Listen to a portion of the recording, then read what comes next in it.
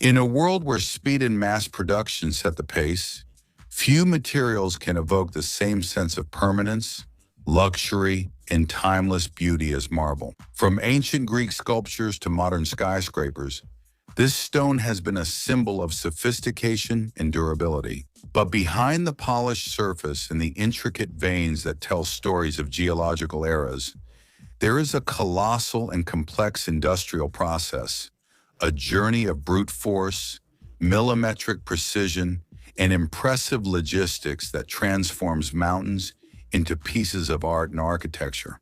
See how marble is made in this video. It all starts with a geological process that takes millions of years. Marble doesn't start out looking the way we see it. Its origin lies in sedimentary rocks, most commonly limestone or dolomite, formed from the accumulation of shells, corals, and other organic debris at the bottom of ancient oceans.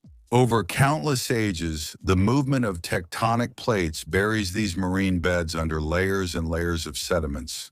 Subjected to unimaginable heat and pressure in the depths of the earth, these rocks undergo a metamorphosis. The heat and pressure reorganize their original crystalline structure, erasing traces of fossils and creating a new rock, denser and with interlocking calcite crystals. Marble.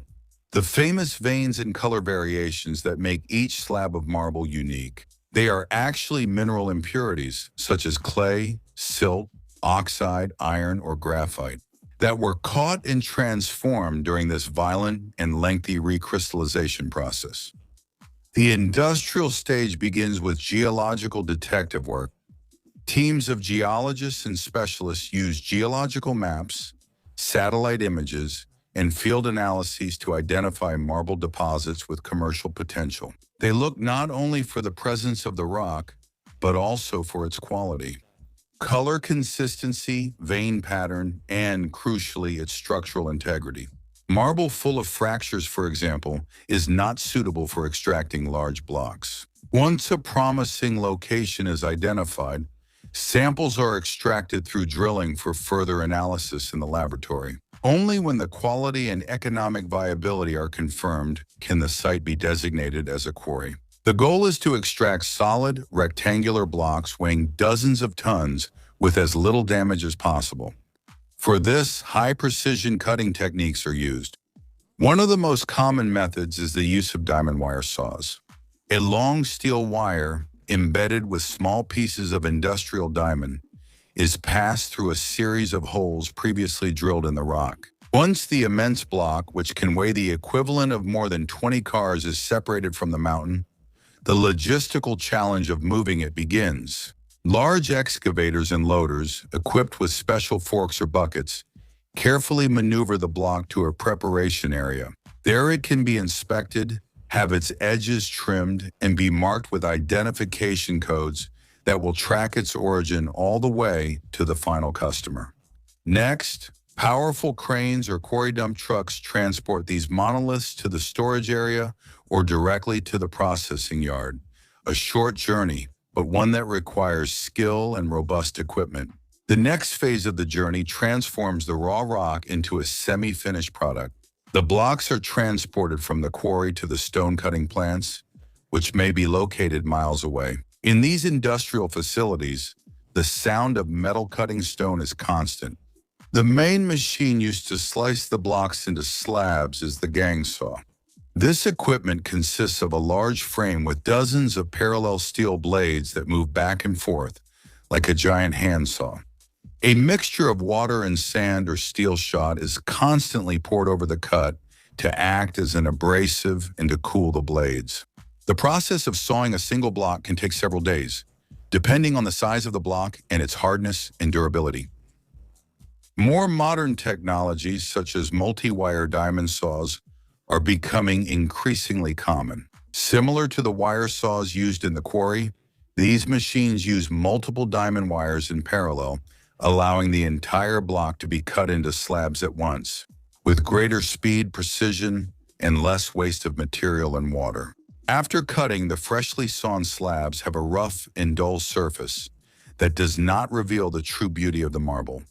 They then move on to the polishing line. Before that, however, many slabs go through a reinforcement process. Since marble is a natural stone with veins and microcracks, some varieties can be fragile. To ensure its integrity, an epoxy resin is applied to the surface of the slab. The resin penetrates into the small cracks and pores of the stone.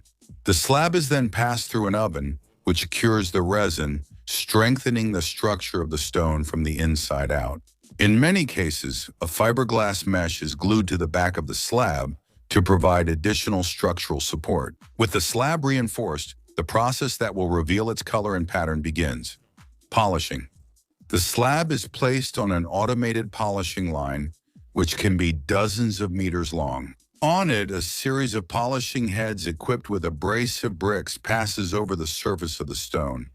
The process starts with coarse-grained abrasives, which level the surface and remove the saw marks. As the slab moves down the line, the polishing heads are equipped with progressively finer abrasives. Each step removes the scratches from the previous step, leaving the surface smoother and smoother. Water is used abundantly throughout the process to lubricate and clean the surface. The final steps use ultrafine abrasives and sometimes special polishing powders, which raise the temperature of the stone's surface through friction, resulting in a mirror-like, high-gloss finish that finally reveals the depth and beauty of the marble's veins. After polishing, each slab undergoes strict quality control. Inspectors check the uniformity of the polishing, the presence of any defects, cracks, or stains, and ensure that the dimensions and thickness of the slab are within specifications. The approved slabs are then cataloged, photographed, and stored in large yards, ready to be sold to distributors, or cut into specific sizes for construction projects, such as flooring, countertops, or wall coverings. The final cut is made with computer-controlled bridge saws or with ultra-high-pressure water jets mixed with abrasives, which allow for precise and curved cuts that are impossible with traditional blades. And that was today's video. Remember to like and subscribe to the channel.